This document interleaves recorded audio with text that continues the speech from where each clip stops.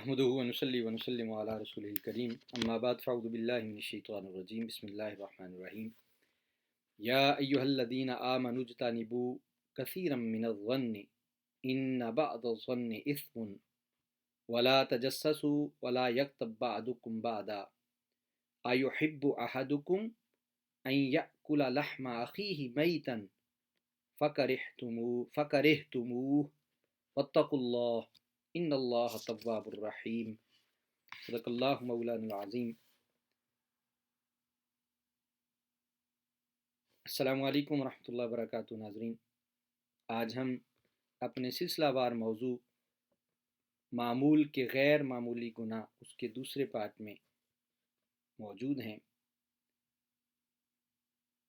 इससे पहले मैंने सूरह अल-हुजुरात की आयत नंबर 11 जिसमें 3 खराबियाँ हमारी आम ज़िंदगी में पाई जाती हैं जिसकी तरफ कुरान मजीद ने इशारा किया, वो आपके गोश गुजार की थी। अब इस दूसरी नशिस्त में जो अगली आयत जो आयत नंबर 12 है उसमें इसी तरह फिर 3 खराबियों का जिक्र कुरान मजीद ने किया। वो गुनाह जो हमारी ज़िंदगी में मामूल में दाखिल हैं मगर वो बहुत गैर मामूली, बहुत बड़े गुनाह। अल्लाह रब्बुल इज़्ज़त ने अहले ईमान से खिताब करते हुए इरशाद फरमाया, या अय्युहल्लज़ीना आमनू, ए ईमान वालो, इज्तनिबू कसीरम मिनज़-ज़न्न, कि ज़्यादातर गुमानों से बचा करो। इन्न बअज़-ज़न्नि इस्मुन, बेशक बाद गुमान ऐसे गुनाह होते हैं जिन पर उखरवी सज़ा वाजिब होती है, यानी सिर्फ गुमान करने पर। वला तजस्ससू, और किसी के ऐबों और राज़ों की जस्तजू ना किया करो, जासूसी ना किया करो। और तीसरी चीज़ कुरान मजीद ने जिक्र की, वला यग़्तब बअदुकुम बअदा, और ना पीठ पीछे एक दूसरे की बुराई किया करो। और ये जो बुराई करना है, ये जो गीबत करना है, अयुहिब्बु अहदुकुम अन यअकुला लहमा अख़ीहि मैतन फ़करिह्तुमूह, क्या तुम में से कोई शख्स पसंद करेगा कि वो अपने मुर्दा भाई का गोश्त खाए, तो तुम उससे नफरत करते हो। वत्तकुल्लाह, और इन तमाम मामलात में अल्लाह ताला से डरो, बेशक अल्लाह ताला इन्नल्लाह तव्वाबुर रहीम, अल्लाह ताला तौबा को कबूल फरमाने वाला और बहुत रहम फरमाने वाला। अब ये जो दूसरा मुकाम सूरह अल-हुजुरात का आयत नंबर 12 में ये 3 खराबियाँ कुरान मजीद ने जिक्र की, वो 3 मामूल के गुनाह जो हम गैर मामूली गुनाह जो मामूल में करते हैं, अल्लाह रब्बुल इज़्ज़त ने अहले ईमान को मुखातिब करते हुए फरमाया, पहली बात कही। और ये वो बुनियादी बातें हैं किसी सोसाइटी और माशरे के कामयाब होने की, कि जिनकी तरफ अल्लाह रब्बुल इज़्ज़त ने मुतवज्जे किया अहले ईमान को। इरशाद फरमाया, ए ईमान वालो, ज़्यादातर गुमानों से बचा करो। इज्तनिबू कसीरम मिनज़्ज़न्न, ज़न गुमान, हम जो अपने अंदाजे लगाते हैं, अपने अटकल पचुओं पर खड़े होते हैं कि जी अपनी तरफ से एक अंदाज़ा लगाते हैं किसी के बारे में गुमान करते हैं। और अगर हम इस चीज़ को गौर करें, इस बात पर गौर करें, तो हमारी सोसाइटी, हम मुसलमान हैं मगर अलमिया ये है कि आज ये इस्लाम का दिया हुआ उसूल अगयार ने अपना लिया, गैर मुस्लिमों ने अपना लिया। वो इस बात पर अमल करते हैं मगर हमारी ज़िंदगी शक से भरी पड़ी।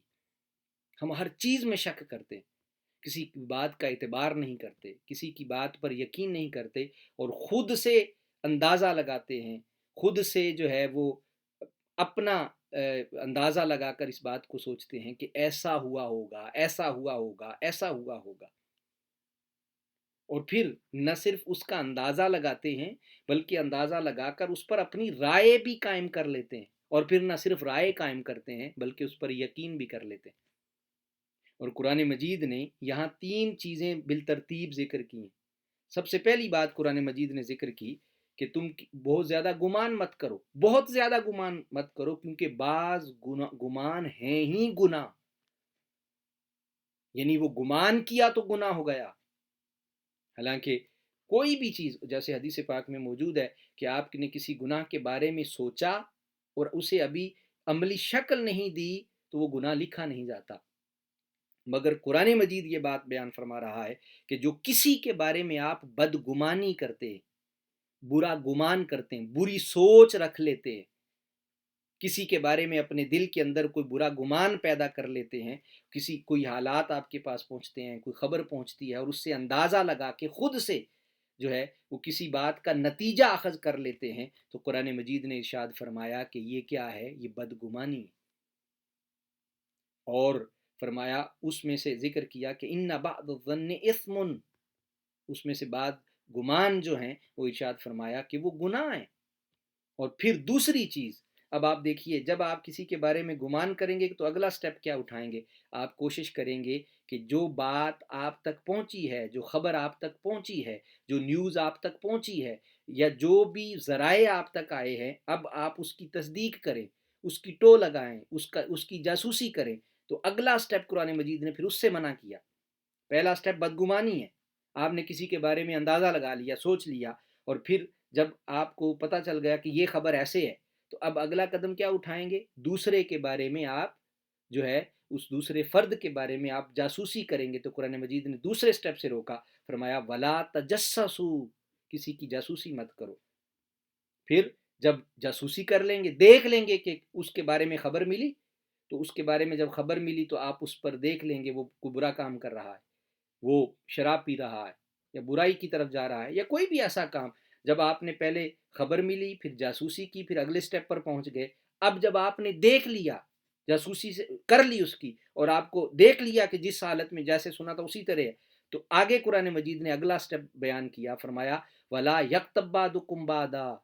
اب اگر آپ کے علم میں آ گیا ہے کسی کے بارے میں اس کا عیب، اس کی برائی، اس کی خرابی آپ کے علم میں آ گئی ہے، تو اب غیبت مت کرو، اس کے اس عیب پر پردہ ڈال دو۔